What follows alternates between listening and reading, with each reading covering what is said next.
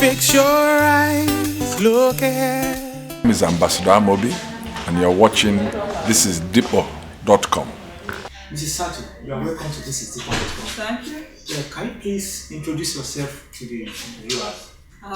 Yes, my name is Satu Hassi.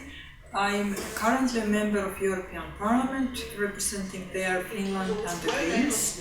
But before that, I was for 13 years in Finnish Parliament, and 3 years out of that, I was Minister for Environment and Development. Thank you, Mrs. Satu, right? And I want to ask you a question. What role do you think the Finnish government is playing in promoting gender equality in the public sphere? Well, this has a very long history, gender equality development in Finland. Finnish women were among the first ones in the world who got political rights. The suffrage for women we got already 1907, and at the same year also the first women parliamentarians were elected in Finland. On local level, women got the suffrage for municipal elections a bit later, but we have already had one government where there has been more women than men. So at the moment, the problems concerning gender rights, they are mainly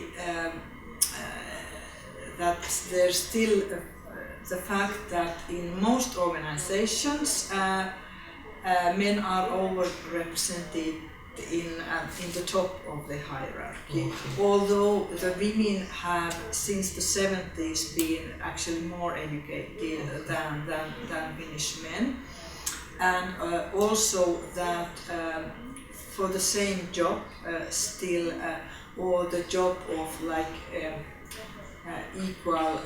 equally demanding job, women are still lower paid. Thank you. And also, internationally, what role is Finland doing internationally, in protecting women's rights and enhancing their social-economic development? Well, for example, in the development cooperation work, gender rights are an important issue for Finland.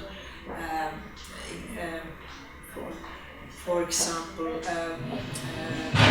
primary education, in encouraging girls to go to primary school, but also improving conditions in schools so that it's practically possible for young girls to go to school.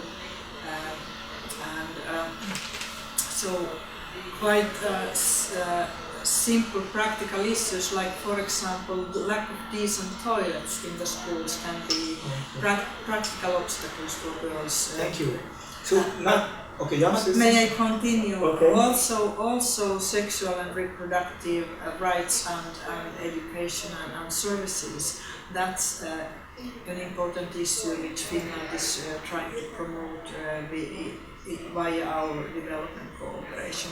And I think this is really one of the most fundamental issues for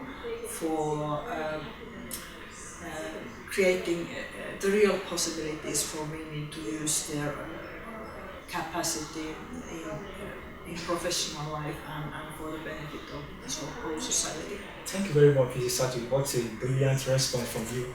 And just like the third question, do you think there is need to have more non-governmental organizations like NGO advocating for women's rights? Well, of course we need action on all levels. NGOs are very, very important, and always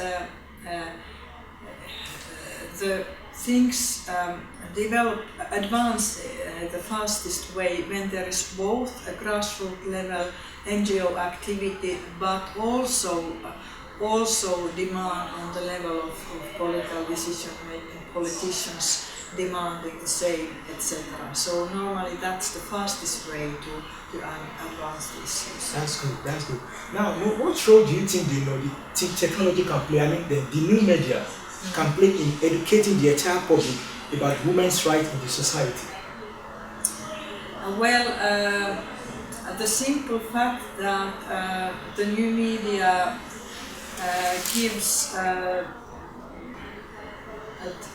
all kinds of possibilities to much bigger amount of people than before. That's a factor in itself.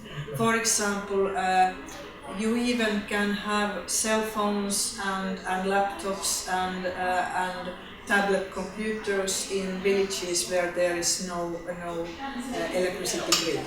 If you have, for example, just solar panels, it means that all the information and all the modern communication ways are available in places where they were not just some years and decades ago.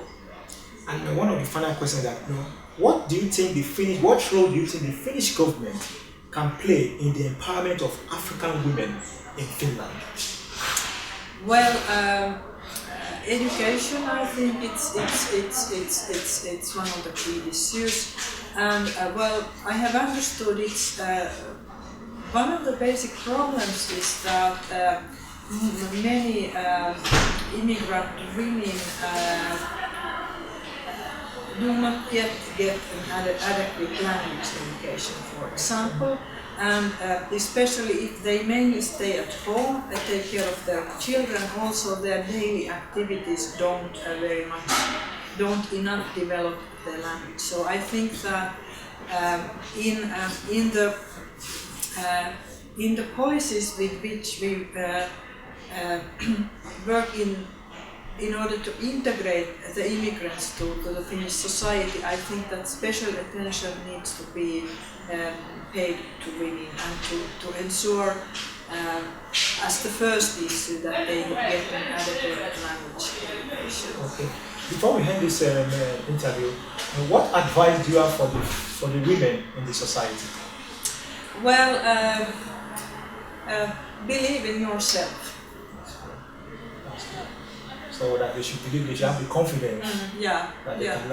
can, like the former president of Finland, Taija Halonen, Yeah. she believed in herself, she put her confidence there, and just Yeah. in 10 years, Yeah. she make a maximum, 10 or 12 years, she make a maximum impact in Finland.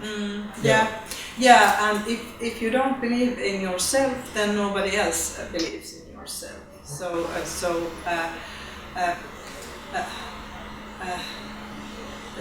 Understand and believe that you are an important, valuable person whose voice matters and whose actions and views matter.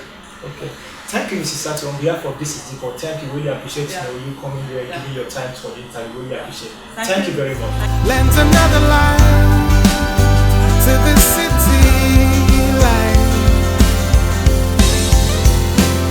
When darkness is a hovering